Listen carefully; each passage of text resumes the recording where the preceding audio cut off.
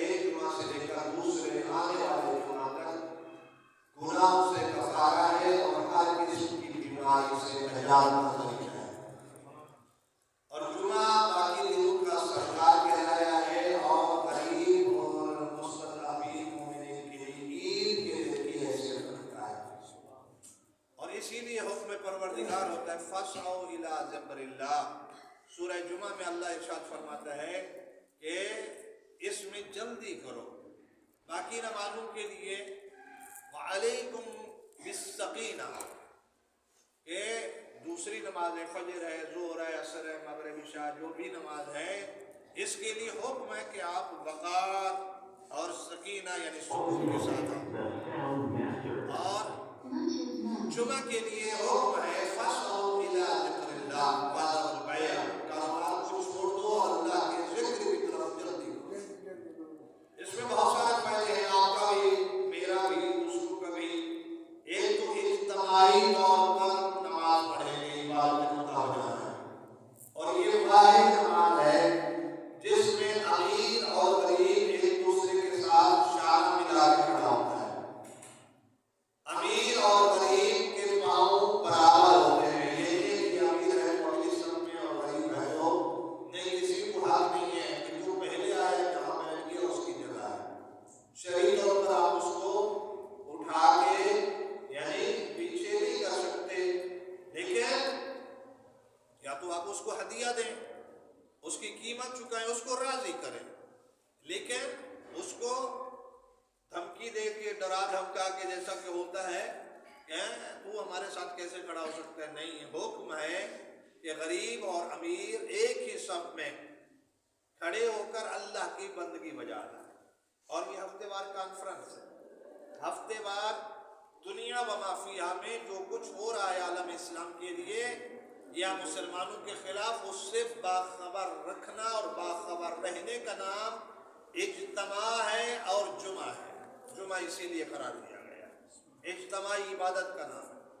اور آپ سنتے رہتے تھے کہ غزہ اور فلسطین میں اسرائیل کیا کر رہا ہے، لیکن یہ تو ہمیں پتہ ہے کہ وہ دشمن ہے، یہودی ہیں، نجدی ہیں، کفار ہیں، مشرقین ہیں. ظاہر ہے ان کا مسلمانوں کے ساتھ کوئی لیکن ایک اور غزہ ہے جس کا کوئی نام لینے کے لیے ہمارے میڈیا تک بھی خاموش ہے. وہ غزہ کیا ہے؟ پارا چنار ہے. اور پارا چنار کے نہتے لوگوں پر جو ظلم ہو رہا ہے یا کیا جا رہا ہے یا کیا گیا ہے پچھلے سالوں میں، جو کہ پاکستان کی بننے کے بعد 70-75 سالوں میں شاید اتنا ظلم کبھی نہیں ہوا. اور وہی کربلا کی تاریخ کو دوبارہ سے دہرایا گیا. 200 کے قریب لوگوں کو، جس میں مرد و خواتین شامل، ان کو قتل کیا گیا اور بے دردی سے مارا گیا. اور ان میں کتنے بچے جن کو بھی پتہ نہیں ہے، ابھی ماں کو ماں نہیں کہہ سکتے، باپ کو باپ نہیں کہہ سکتے، انہیں بھی بے جرم و خطا مارا گیا اس لیے کہ یہ شیعہ بچہ ہے. اور ان میں بچوں کی عمریں کتنی ہیں؟ 6 مہینے، 8 مہینے اور 11 مہینے کی، جو ڈاکٹروں نے رپورٹ کیا ہے، نوٹ کیا ہے اور بتایا ہے کہ ان کو منہ میں گولیاں ماری گئی. اور آج وہی کہ جیسے جناب علی اصغر کے بارے میں کہ دست امام حسین پر اس شہزادے نے شہادت پائی، تو یقیناً یہ آج کی تاریخ کی جو کربلا ہے ان بچوں کا بھی کوئی قصور نہیں، فقط یہ ہے کہ یہ حسینی ہے اور علی والوں کے گھر میں پیدا ہوئے ہیں۔ عزیزان گرامی، بارہا ہم کہتے ہیں کہ حالات سے باخبر رہیے، اپنے آس پاس پہ نگاہ رکھیں، اور اگر کوئی نئے لوگ آئے ہیں تو ان کے بارے میں بھی جانکاری کریں، معلومات لیں۔ ضروری نہیں ہے کہ جا کے بے باغ دہل جا کر علل اعلان جا کر ان کی انویسٹیگیشن کریں یا ان کی معلومات لیں، لیکن اپنے طور پر پتہ ہونا چاہیے کہ ہماری گلی میں کتنے مومن ہیں اور کتنے مسلمان ہیں۔ کیوں؟ اس لیے کہ وہ لوگ شیعوں کو مسلمان نہیں سمجھتے، اب ان کے سرٹیفکیٹ سے یا ان کے فتوے سے ہمیں کوئی فرق نہیں پڑتا، لیکن ہمیں ہونا چاہیے کہ ہمارے اس گوٹھ میں یقینی بات ہے کہ کوئی ڈکی چھپی نہیں ہے، کہ پتہ ہونا چاہیے کہ کتنے گھر ہمارے کس گلی میں شیعوں کے ہیں اور کتنے مسلمانوں کے ہیں۔ لیکن یاد رکھیں کربلا میں بھی جو واقعہ ہوا تھا وہاں پر کوئی کفار اور یہودی نہیں آئے تھے، مشرقین نہیں آئے تھے، وہاں بھی کلمہ گو رسول تھے اور رسول اللہ کا نام لیتے تھے، کالا رسول اور لا الہ الا اللہ محمد رسول اللہ پڑھتے تھے، اور ان لوگوں کو اتنی اسلام سے محبت تھی کہ وہ یہی کہہ رہے تھے کہ جلدی کرو کہ حسین کا کام تمام کرو اور ہم نے نماز جمعہ پڑھنی ہے یا نماز ہماری قضا ہونے والی ہے۔ عزیزان گرامی قدر، ہم لوگوں نے فقط اور فقط نام علی پر اتنے نعرے لگائے اور ہمارے ذہنوں میں، ہمارے کانوں میں ایسا زہر گھولا گیا محبت علی کے نام پہ، جس کی وجہ سے آج ہماری مسجدیں خالی ہیں۔ کتنے لوگ ہیں جو ہماری ان مساجد میں نماز پڑھتے ہیں، علی والے ہیں، جنہوں نے نمازیں بچائیں، جنہوں نے نماز کی بقا کے لیے قربانیاں دی، ان کو مانتے ہیں مگر ان کی نہیں مانتے، ان کی نہیں مانتے۔ کتنی ماتمداری ہو رہی ہے، ایام جناب سیدہ چل رہے ہیں، آج 3 جمادی الثانی ہے، بی بی کی وفات کے بارے میں مختلف روایات ہیں۔ پیغمبر خدا حبیب قبریہ احمد مجتبی محمد مصطفیٰ صلی اللہ علیہ وآلہ وسلم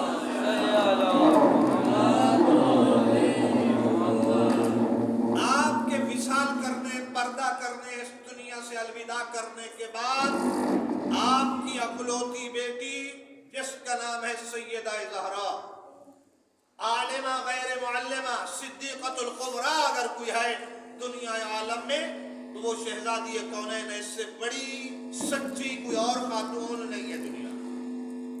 لیکن دنیا والے کہتے رہے فلاں فلاں فلاں، ہمیں کسی سے غرض، ہمیں اس کا دفاع یا اس سے بحث کرنے کی ضرورت نہیں ہے، لیکن خدا جانتا ہے یہ رسول کی بیٹی ہے کہ جس کے لیے رسول اللہ کھڑے ہو کر احترام کرتے تھے، اس کا استقبال کرتے تھے، اور اگر کوئی بیٹیاں ہوتی تو یقیناً رسول اللہ ان بیٹیوں کو بھی ایسی شفقت سے نوازتے جیسے سیدہ سے محبت کرتے تھے۔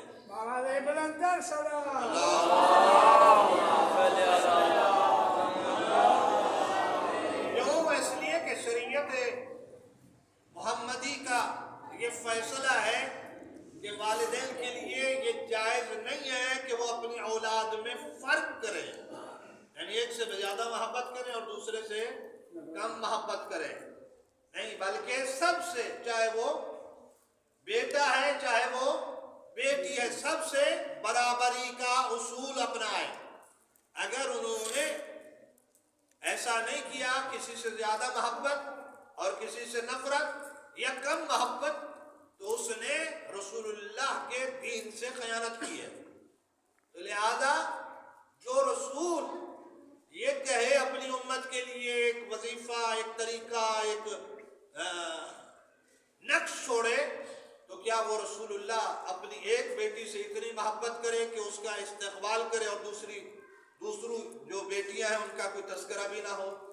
یہ مسلمان ہیں کہ آج دنیا میں کیا سے کیا ہو گیا ہے کہتے کہ رسول اللہ نے اپنی بیٹیاں ان کو دی ہیں کہ جو دائرہ اسلام میں بھی داخل نہ تھے۔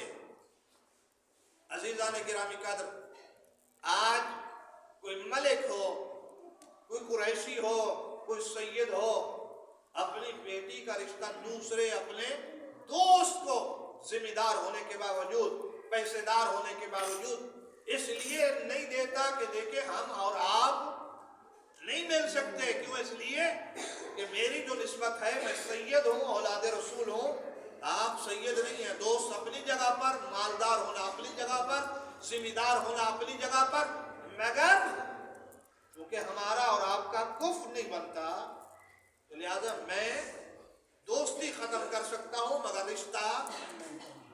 تو آج دنیا والوں کو اتنی غیرت ہے اور اتنی شعور ہے، نعوذ باللہ من ذالک، رسول اللہ کو اتنی پتہ نہیں تھا کہ یہ لوگ کیا ہیں، اور انہیں ایک کے بدلے دوسری بیٹی۔ اور یہ بھی آپ کو پتا ہو کہ اگر کسی کو پتہ چل جائے کہ میری بیٹی جو اس گھر میں تھی پہلے والی، جس کا انتقال ہو گیا ہے، وہ بہت ہی مظلوم تھی اور اس پہ ظلم کیا گیا جس کی وجہ سے اس کی موت واقع ہوئی ہے، تو کیا وہ باپ اپنی دوسری بیٹی دینے کے لیے تیار ہوگا؟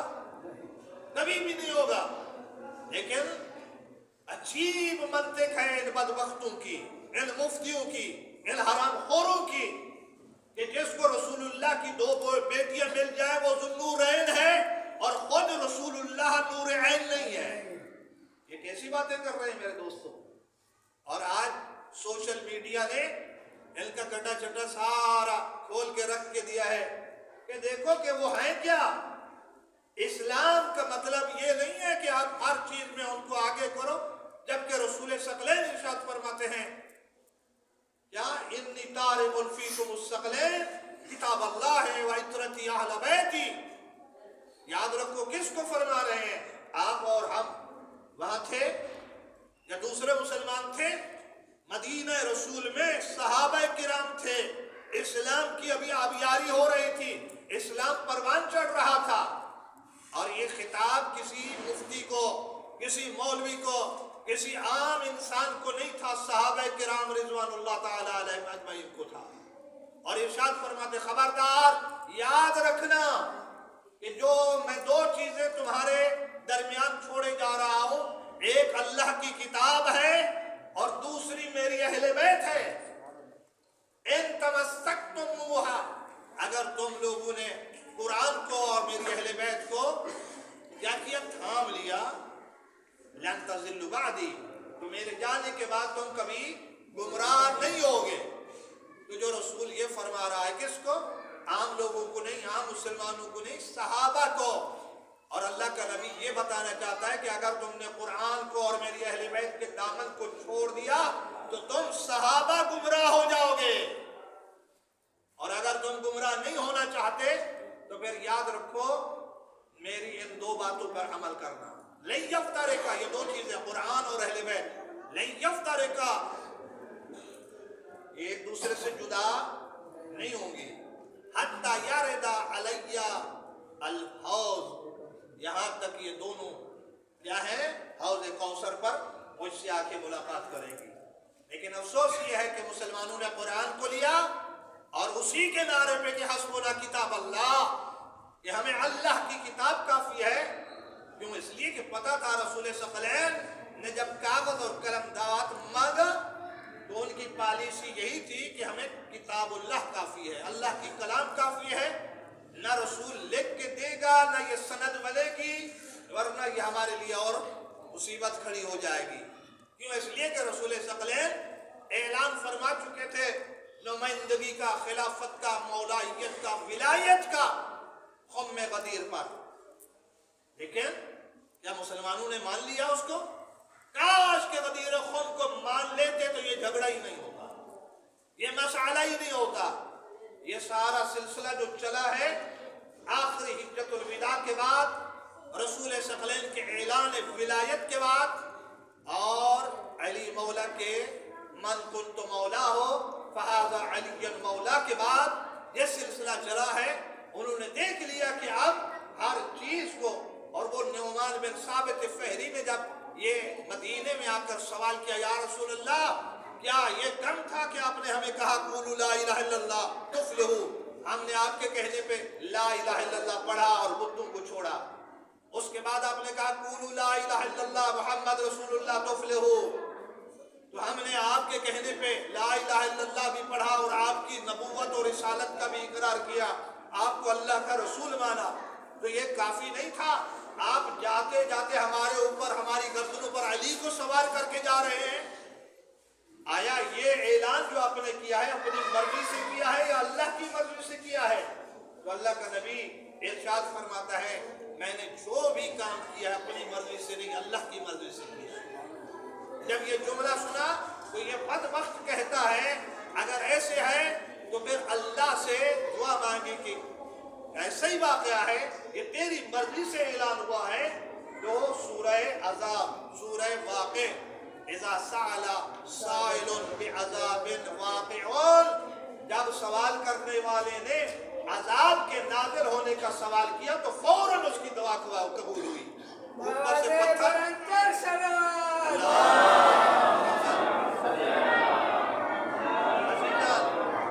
یہ ساری باتیں کہنے کا مقصد یہ ہے، قرآن کریم میں اللہ فرماتے فَاسْأَلُوا أَهْلَ الذِّكْرِ إِن كُنتُمْ لَا تَعْلَمُونَ، اے لوگو اگر تمہیں کوئی خبر نہیں ہے، معلوم نہیں ہے، تو تمہیں چاہیے کہ اس سے سوال کریں کہ جو جانتے ہیں۔ دین سیکھنا ہے تو عالم سے، ذاکر نہیں بتائے گا آپ کو۔ اور حقیقی بات یہ ہے، افسوس ہوتا ہے، دل خوف ہوتا ہے کہ ہم اس نماز جیسی مقدس عبادت کے لیے چھوٹے موٹے طالب علم کو نہیں بھیجتے جب تک کہ وہ اس کیٹیگری تک نہ پہنچے، مثلا میٹرک لیول تک نہ پہنچے، اس کی قرآت صحیح نہ ہو، اس کا تلفظ صحیح نہ ہو، اس کو مسائل یاد نہ ہو، اس وقت تک ہم اس کو مصلی نماز پر کھڑے ہونے کی اجازت نہیں دیتے۔ لیکن افسوس ہے کہ یہ ممبر حسین، اس وقت حسین مظلوم تھے، آج ممبر حسین مظلوم ہے کہ اس کے اوپر وغیرہ وغیرہ نتو وغیرہ اس کو کلمہ پڑھنا بھی صحیح نہیں آتا، جس کو الحمدللہ رب العالمین بھی پڑھنا صحیح نہیں آتا۔ کم از کم اتنی خیال کرو کہ ممبر میں